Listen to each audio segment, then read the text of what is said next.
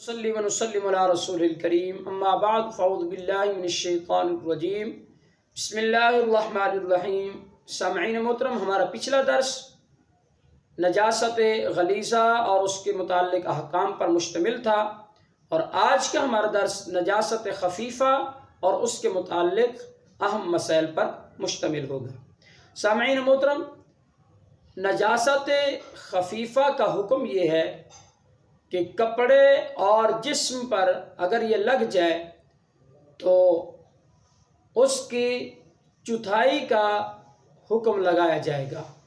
مثال کے طور پر دامن پر لگی ہے یا آستین پر لگی ہے، تو اب یہ دیکھیں گے کہ آستین کی چوتھائی سے زیادہ حصے پر لگی ہے یا برابر چوتھائی حصے پر لگی ہے یا کم جگہ پر لگی ہے۔ عزیزان محترم، اگر چوتھائی سے زیادہ حصے پر لگی ہے تو اس کا دھونا فرض، چوتھائی کے برابر لگی ہے تو اس کا دھونا واجب، اور چوتھائی سے اگر کم حصے پر لگی ہے تو اس کا دھونا مستحب ہے۔ عزیزان محترم، اگر زیادہ چوتھائی حصے سے زیادہ پر لگی ہے تو اس کا دھونا فرض ہے، اگر اس میں نماز پڑھی تو نماز نہیں ہوگی۔ اگر چوتھائی حصے کے برابر لگی ہے اس کا دھونا واجب، اگر نماز پڑھ لی تو نماز واجب الاعادہ۔ اگر چوتھائی سے کم حصے پر لگی ہے تو اس میں نماز پڑھ لی تو نماز تو ہو جائے گی، مگر بہتر یہ ہے کہ اس کو دھو کر ہی نماز پڑھتا ہے۔ نجاست غلیظہ و خفیفہ کے جو ہم نے الگ الگ حکم بتائے ہیں، یہ اسی وقت ہیں کہ کپڑے یا بدن میں لگے، اور اگر کسی پتلی چیز جیسے پانی وغیرہ میں گرے تو چاہے غلیظہ ہو یا خفیفہ، کل چیز کو ناپاک کر دے گی اگرچہ ایک قطرہ گرے، جبکہ وہ پتلی چیز دہ دردہ سے کم ہو۔ یعنی مثال کے طور پر کنواں ہے جو دہ دردہ سے کم ہے، اس میں اگر نجاست کا کوئی قطرہ بھی گر جاتا ہے، پیشاب کا قطرہ گر جاتا ہے، پخانے کا قطرہ گر جاتا ہے، کوئی چیز ایسی جو نجاست غلیظہ ہے یا خفیفہ ہے وہ اس میں گر جاتی ہے، تو وہ پورے کے پورے کنویں کو جو دہ دردہ سے کم ہے اس کو ناپاک کر دے گی۔ یہ اس وقت حکم ہے چوتھائی وغیرہ کا، یہ جو احکام آپ حضرات کے سامنے بیان کیے جا رہے ہیں، یہ اس وقت کا حکم ہے جب وہ کپڑے پر یا بدن پر لگ جائے تو اس وقت یہ احکام ہوں گے۔ اسی طرح شہید فقہی، یعنی جسے غسل نہیں دیا جاتا، اس کا خون جب تک اس کے بدن سے جدا نہ ہو پاک ہے۔ اگر بدن سے جدا ہو گیا تو اب اس کا خون وہ ناپاک ہوگا۔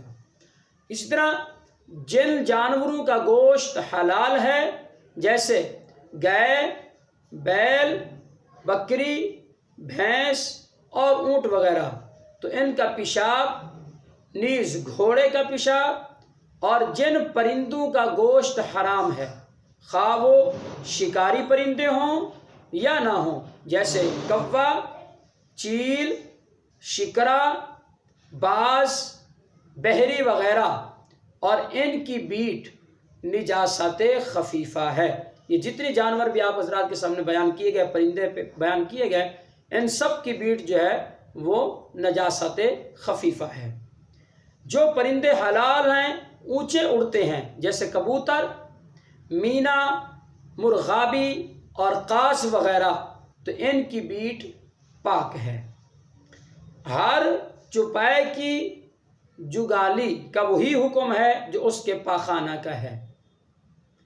حلال جانوروں کا پتا نجاست خفیفہ ہے، جس طرح کہ پچھلے کلپ میں ہم نے بیان کیا کہ حرام جانوروں کا پتا نجاست غلیظہ ہے، حلال جانوروں کا پتا نجاست خفیفہ ہے۔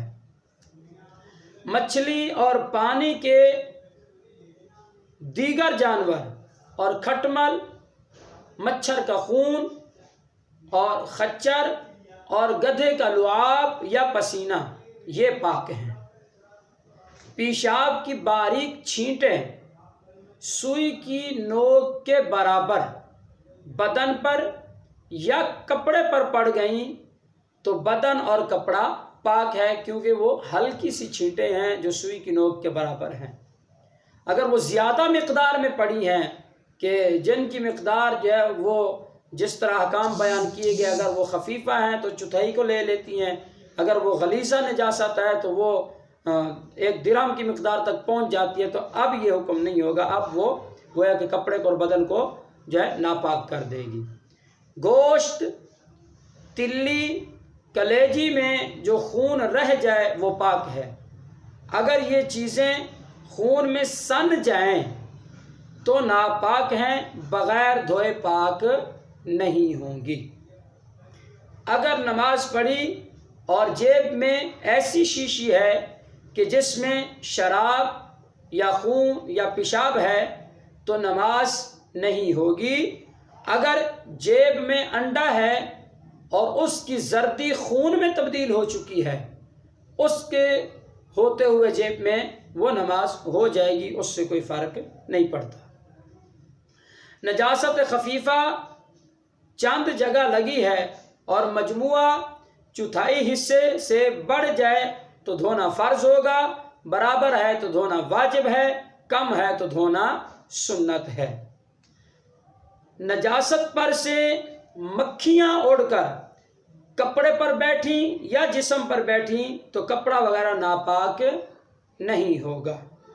اسی طرح راستے کی کیچڑ پاک ہے جب تک اس کا نجس ہونا معلوم نہ ہو۔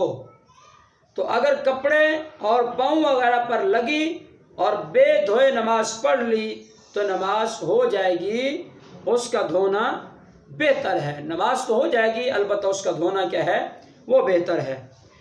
پیشاب پاخانہ کے بعد ڈھیلو سے استنجا کر لیا، اس کے بعد استنجے والی جگہ پر پسینہ آیا جو کہ کپڑوں پر لگا، جسم پر لگا، اور کپڑے اور بدن بھی اس سے تھوڑے گیلے ہو گئے تو کپڑے اور بدن جو ہے وہ ناپاک نہیں ہوگا، اس لیے کہ ڈھیلوں کے ساتھ، پتھر کے ساتھ آپ نے پہلے صفائی حاصل کر لی ہے۔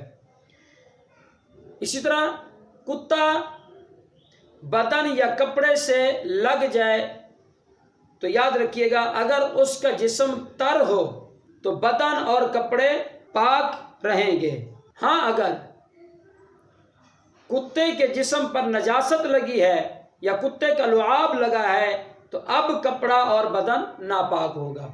کتا سامنے سے گزرا، اگر وہ سوکھا ہے تو پھر تو کوئی مسئلہ ہی نہیں ہے۔ اگر وہ گیلا ہے، کتا گیلا ہے، تو اب وہ کپڑوں کو لگ جاتا ہے تو اب یہ دیکھا جائے گا کہ وہ کتا پاک پانی، صاف پانی سے نکلا ہے یا کوئی نجاست وغیرہ والے پانی سے نکلا ہے۔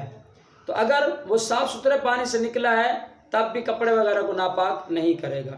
اگر وہ نجاست وغیرہ والے پانی سے نکلا ہے، اب وہ پانی ناپاک تھا، نجاست تھا، نجس تھا، تو اس کی وجہ سے اب کپڑے ناپاک ہو جائیں گے۔